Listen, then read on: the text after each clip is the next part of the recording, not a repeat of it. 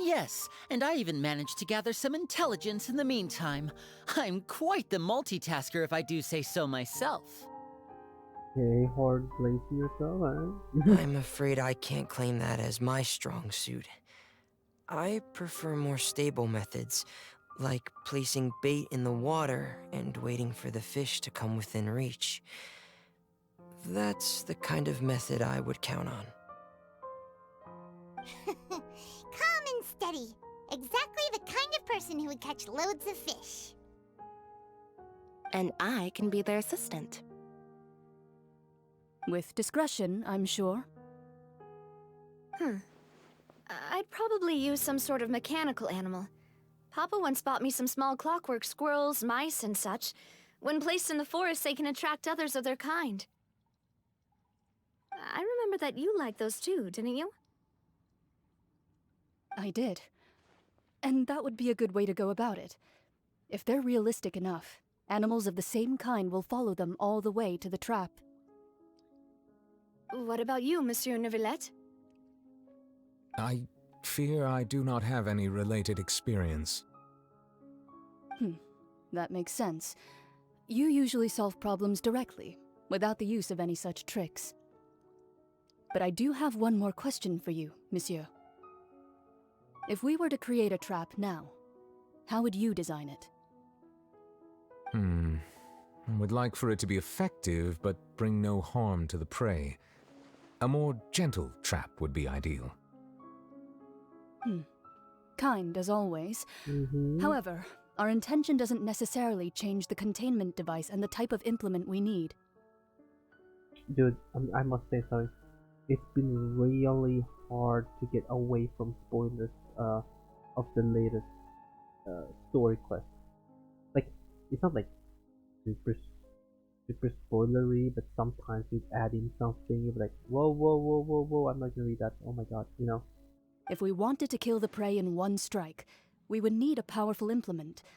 However, that also goes for prey that must be captured and safely contained. Wait, why's that? Only a hunter who's a true expert at subduing their prey can snare it without harming it. The line that divides life and death is often exceedingly thin. So are we going hunting together? Huh. We hadn't thought of seeing ourselves as hunters. It kinda works, but maybe it's still not the best metaphor. If our means of capturing and dealing with our prey is to put them on trial, then the hunting metaphor is actually quite accurate. But we shall require much more courage than any hunter to judge a god, a being whose seat is an exalted throne. That's right. Oh, so that's what's going on. Sounds very interesting. Current hunting metaphor was just that, a metaphor. We will not call this a hunt, because that is not what you should do at present. Nor has the relationship between you and Serena reached such a dire stage. What you need is simply the secret he is keeping. Attempting to take her secret is an act of sacrilegious disrespect. It must be done to prevent Fontaine from sinking into the waters as foretold in the prophecy. There is neither hunter nor prey, but there must be a trap. That is what you will need.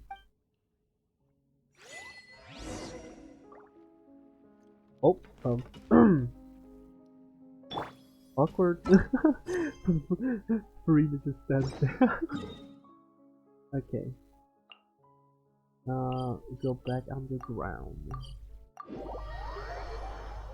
Okay, the story is coming. It's going finally. It's going.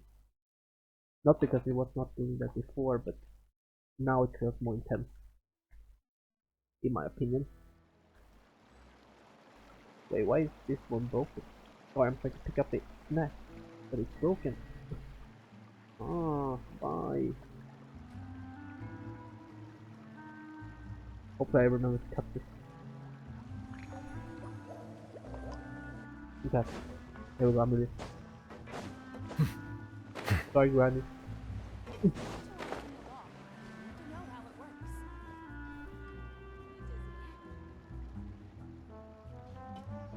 I wonder if Mona and everything. It's been a tough few days, hasn't it? So much has been happening. Those meetings sure did make me hungry. Paimon didn't think the meetings would go on for so long, but everyone seemed pretty fired up, huh? Paimon thought they'd be at least a little frightened.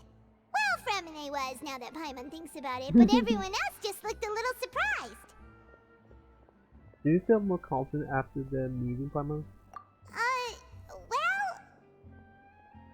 It's hard to say. Paimon doesn't have any experience with this sort of thing. But with you around, Paimon sure will do great. No. After all, you're the most reliable person in the world, aren't you? Is something wrong? Did you just pour some tea?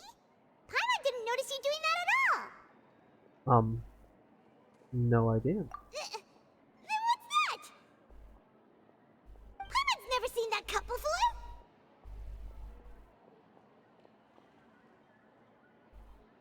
Is it the cup from House of the Heart? Don't be frightened. I'm just joining you two for tea. I merely refrained from saying anything till now. Is that Alice? Who's that voice? But there's no one here. Ah, have you forgotten me already? Wait, you are familiar. You're the voice we heard from the sky in Sumeru. Where was...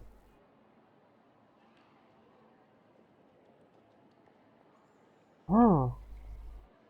Oh. The voice from the sky, I fear that description is wrong. Though, not completely wrong. You're feeling lost now, just as you were feeling previously. I sensed that confusion and thus came to you. Guiding people is an irresistible hobby of mine, after all. Who are you? And what do you want with us? Consider me a passerby, just accepting a commission from my friend's disciple on a whim. I see. Friend's disciple. So, this is one of the friends of Mona's master, the enigmatic end of the Hexen Circle. Allow me to ask you, will Fontaine prophecy come true? The prophecy. Yes, what has been prophesied will be fulfilled. You may view such things GG. as the history of the future. GG. What? Then is there any way we can stop it? I believe you have witnessed a failed attempt with your own eyes. Can everything in Tevat so easily be changed? There is again, faith. Can there really be no exception? Ah, so you've caught on. Just as prophecies are usually only the future as seen from the perspectives of the gods, could things be happening in hidden corners where the gods' gaze does not fall? Are the things that you shall see different from the fate that the gods perceive? What is she talking about? It all sounds really impressive and important and stuff, but it also sounds kinda scary. Bro, I have no idea what she's cooking. The tea in the teacup is just about on the same. I believe that you understand, right? Some things are insignificant, but others you must reach out to change. Ultimately, fate shall serve as your only guide, no matter what will happen in Tevat's future. All you need to do is to play your part. This was good tea, by the way. Thank you for your hospitality. Well, that'll be all for today. Alright. Goodbye. The voice. It's gone. I thought it was Alice at first, but when wasn't that? The one Mona was supposed to ask for something? I thought that. Oh, never mind. Mage N. Is this the clue you're leading for? The unexpected news led when you woke up someone seemed to be outside. What? I want to hear someone talking. Alright, coming! You're getting more diligent, Paimon. Hey, it's you who's getting lazy, okay? Well, I see I've walked in on some lively banter. Mona! How you been these past few days? Fine, just fine. I went to take part in that Steambird panel. It turned out to be more interesting than I expected. Uh-huh. Not all Fontanians are pessimistic about this. One journalist mentioned that sitting around and waiting for the end to come would be wrong, and that they should make their own rescue preparations. I agreed, so we had a brief chat with her. Did she have pink hair by any chance? Why, yes! It was Charlotte. You remember her, right? That daredevil journalist? I'm in full support of her view. Prophecies are very important, but how can people allow their lives to be commandeered by just a few words? That's right! Paimon's glad to hear something sensible for once. Ah, yes. About what we had discussed before. I did try, but I'm afraid I couldn't reach the old hag. I'll try again tonight, but I wouldn't get your hopes up. See? I told you. I told you it. Yeah. Actually, someone already came over. Huh? To tell more about the mysterious death. Goodness gracious. Are you serious? I believe she came to pass the message to us. She said that even the god's gaze has blind spots. Pretty bold if you ask Paimon. Most people would believe the gods to be all-knowing, right? The Hexen Circle members are certainly anything but ordinary. As for the mage named N, the old hag has mentioned her a few times. She said that N's sense of direction is incredible, and that she loves guiding those who are lost. But I've never met her, and if she were still alive, she'd be... Well, suffice it to say that the hag's at least a few hundred now, and N's been around for longer than that. What? Oh my god. So she must Whoa. older? The Hexen Circle sounds like a scary group. But they must really stay in shape to live so long. Their abilities alone are pretty terrifying. If she came to see you personally, then the problem you're facing must truly be of great importance.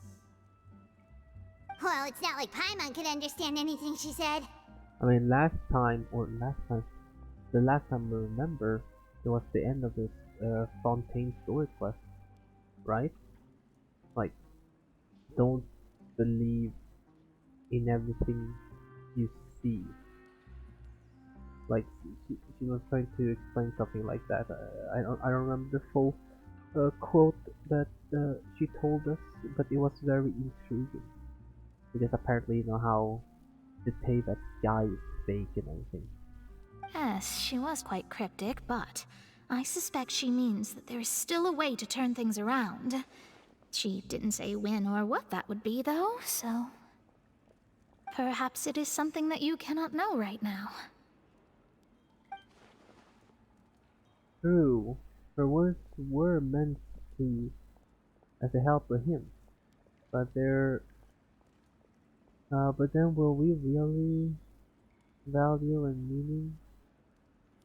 their value and meaning was the best answer that my question could have gotten? Traveler, Paimon, are you two alright? Oh, we're fine. We're just a little down right now. It kind of feels like the end is coming, you know? I see. I feel that same sense of desperation, too.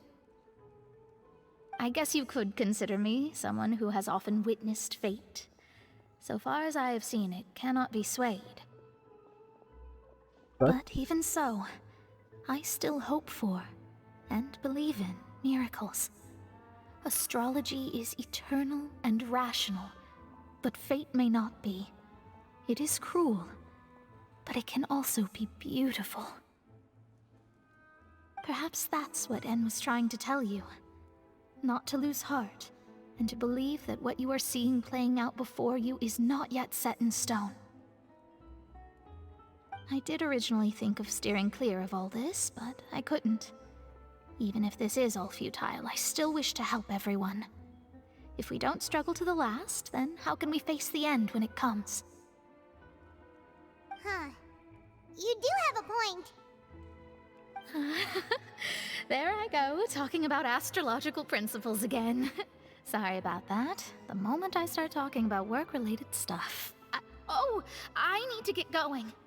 Don't worry about it, Mona, and thank you. It was worth trying to comfort you, even if only a little.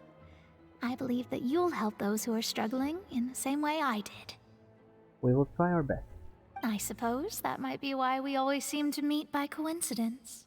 I still remember our first time meeting. Paimon feels kinda moved by what Mona said. But also kinda sad, too. It was when we were on our way to Liyue, right? Hey, Traveler. Paimon suddenly feels like going outside for a walk. Let's go. Okay. Let's walk around the city, shall we? There's a few spots we always like to walk by. Sure. Oh yeah, then we'll get up there. Okay, just TP over here.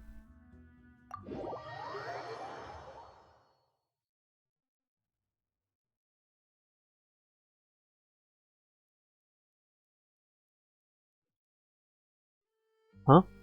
Sounds like some kind of argument going on. I also should take a look. Oh, the light. Ooh! Well, Paimon's voice just suddenly stopped working.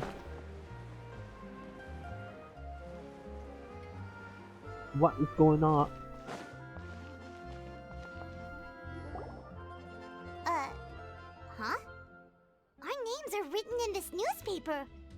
What's going on? Maybe we're famous? Let Paimon see! I mean, we are famous. The underwater stronghold, the Fortress of Meripede, has continued in its noble autonomy, but that does not mean that others cannot interact with it. My recent attempts to enter the fortress bore little fruit. Huh. Guess Charlotte still hasn't given up on that. Thus, did an Outlander friend become the focus of this report? A blonde adventurer with their white fairy, legends trailing in their wake. It is said that this mysterious traveler once visited the underwater fortress. It's funny how people just accept the fairy. So while the fortress's interior remains a mystery behind closed doors, The do white not fear, fairy. for the tales of the traveler contain surprises in spades. Journalist Charlotte's biggest scoop yet, the Traveler's Trail, World Walker. Huh. Charlotte took so many awesome photos of us and we never even noticed her. She hasn't been able to get a hold of anything at the fortress, so since we're easier to find, she's using us as the subject matter instead? That sure seems to be the case. Ugh, seriously? Well, fine. Those headlines and photos do look cool, so Paimon will forgive her this time.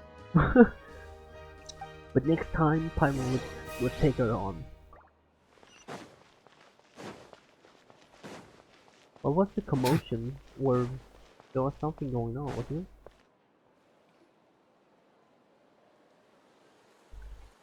Or am I bugging? We're here! Paimon's hungry. Should we go in and get something to eat? Grub. We're going to grab some grubs.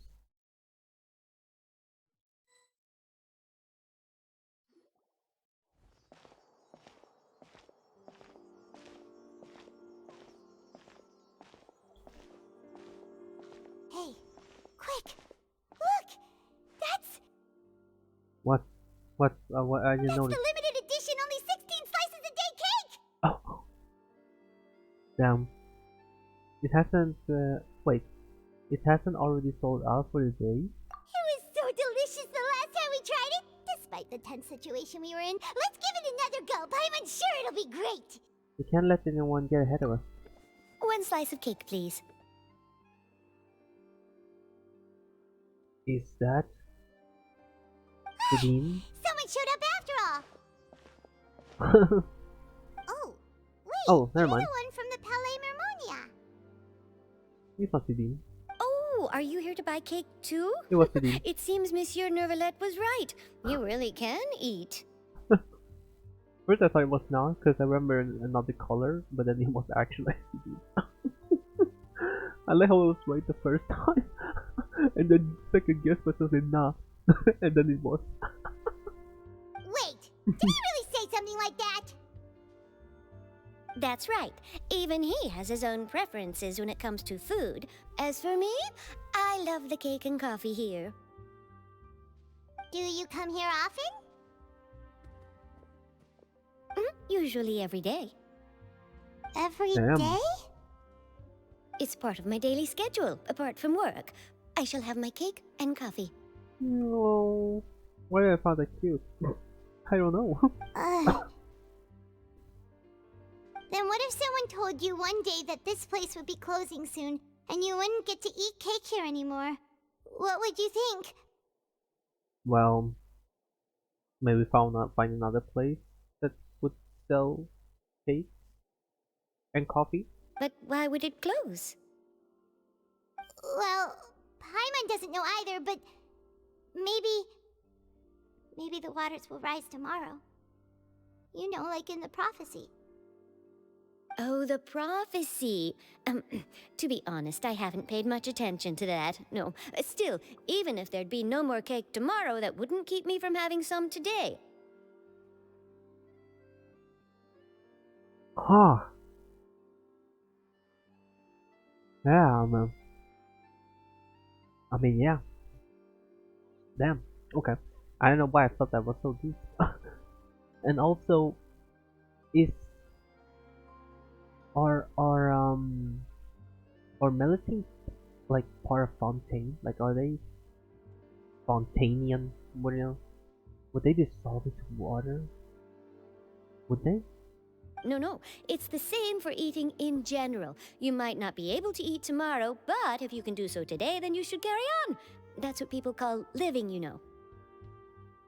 I love Melissa's. Huh? Huh? Don't be sad. Excuse me, could I have 2 more slices of cake to go? These 2 slices are for you. Sijuin said that this kind of expression you're making is what humans call being sad. Aw, man. How could you ever hate Melissa's, man? I'm just saying. Oh, you know Sijuin? I sure do. She was born before me, and she sometimes comes to the surface to teach us things about humans. She said that humans are creatures that are saddened easily, yes, and you can only lift their spirits by feeding them delicious food. So please try the cakes here. Damn. Well. She knows us very well. Good job. I've got something else to do, so I'll be going now. You two try to stay in a good mood after eating, all right? Bye. Thank you, Sabine.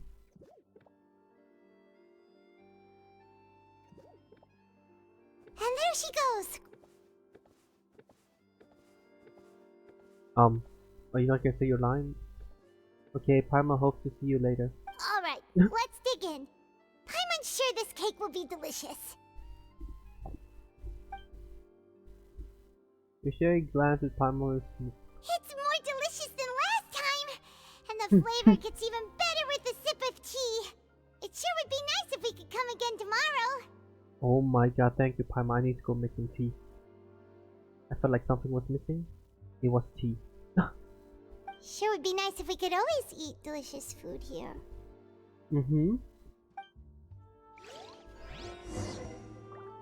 Oh, thank you, flowers. You know what? Wait. Have I looked at the store? Do they sell recipes?